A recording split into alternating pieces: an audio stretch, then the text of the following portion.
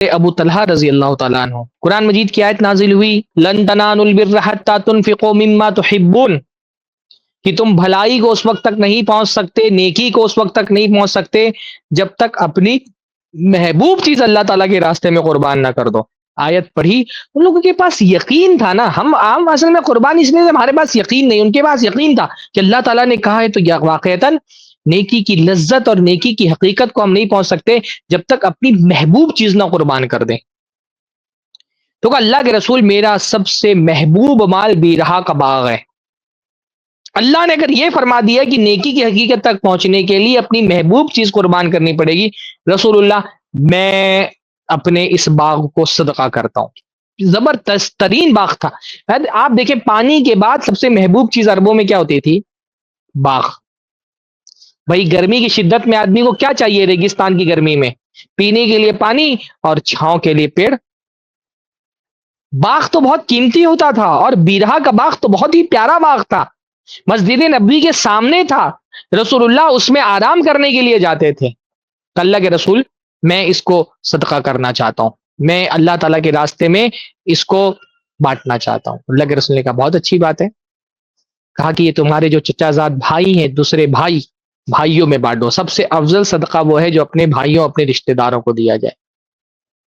سب سے جو محبوب ترین چیز تھی وہ صحابہ کرام میں یہ تھا۔ یہ ہماری طرح نہیں، کپڑے پرانے ہو گئے اب ٹائٹ پڑ رہے تو چلو کسی غریب کو دے دو، کھانا بنا لیا ہے ایک ٹائم کھا لیا ہے اب بچ گیا ہے کوئی کھانے والا نہیں تو چلو پڑوسی کو دے دو،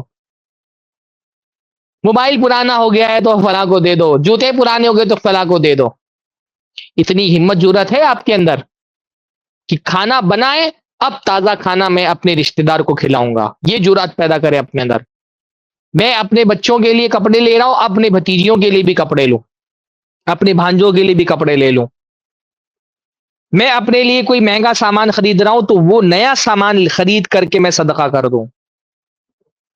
پرانا تھا ہو گیا استعمال کے لائق نہیں رہ گیا تو دے دو۔ حضرت عبداللہ ابن عمر کے بارے میں بعض روایتوں میں آتا ہے کہ وہ اپنے جیب میں میٹھا رکھے رہتے تھے، کچھ نہ کچھ مٹھائی کچھ نہ کچھ رکھے رہتے تھے، اور جو بھی ملتا جہاں ضرورت محسوس ہوتی اس کو مٹھائی نکال کر کے دیتے۔ تو لوگوں نے کہا آپ ایسا کیوں کرتے ہیں، یہ مٹھائی اتنی کیوں بانٹتے ہیں آپ؟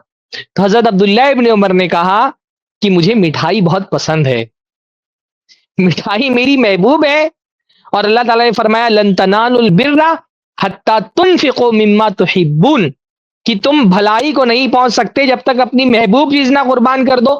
اب میرے لیے کیونکہ مٹھائی محبوب ہے تو میں مٹھائی بانٹتا ہوں لوگوں میں، کہ مجھے اس سے بڑی محبت ہے تو میں یہی بانٹوں۔ یعنی ان کا یقین تھا نا، ہمارے اندر یقین نہیں ہے۔ یہ قربانی کا جذبہ ان کے اندر کیسے پیدا ہوتا تھا کہ ان کو اللہ تعالیٰ کے وعدوں پر ایمان تھا۔